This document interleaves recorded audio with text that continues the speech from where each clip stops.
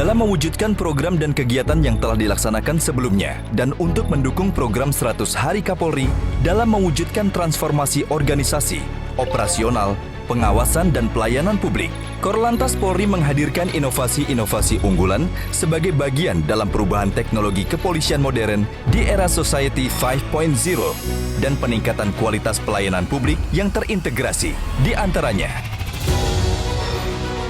dalam bidang penegakan hukum. Korlantas Polri meluncurkan peningkatan Electronic Traffic Law Enforcement atau ETLE nasional, yakni sistem pusat data yang dapat dianalisa untuk kepentingan Kamseltib Carlantas. Integrated Road Safety Management System atau IRSMS yang menjadi database nasional untuk proses penyidikan kecelakaan lalu lintas.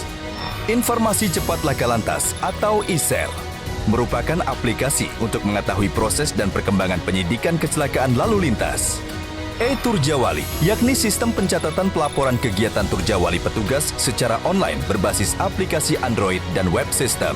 Dalam bidang registrasi dan identifikasi, Korlantas Polri menghadirkan layanan perpanjangan SIM A dan C online.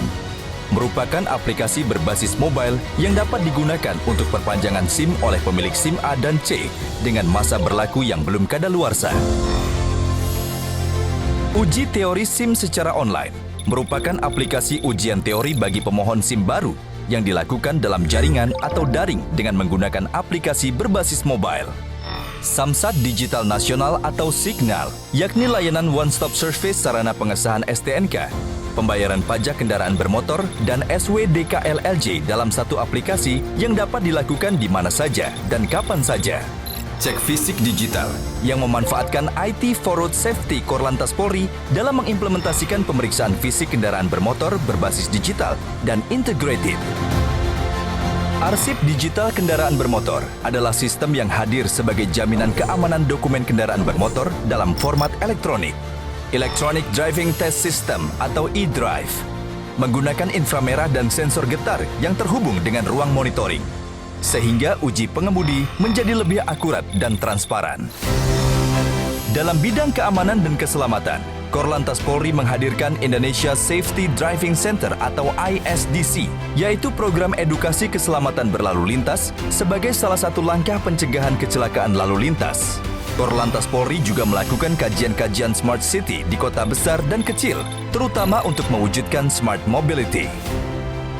Literasi Road Safety untuk membangun pemahaman tentang road safety dalam bentuk portal rasirosa.korlantas.id.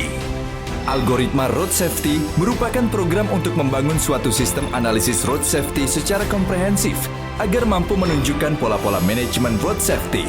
Traffic Accident Research Center atau TARC, yakni wadah penelitian untuk memberikan rekomendasi upaya pencegahan, perbaikan, peningkatan, dan pembangunan terhadap permasalahan lalu lintas terkait dengan kegiatan riset dan simposium internasional.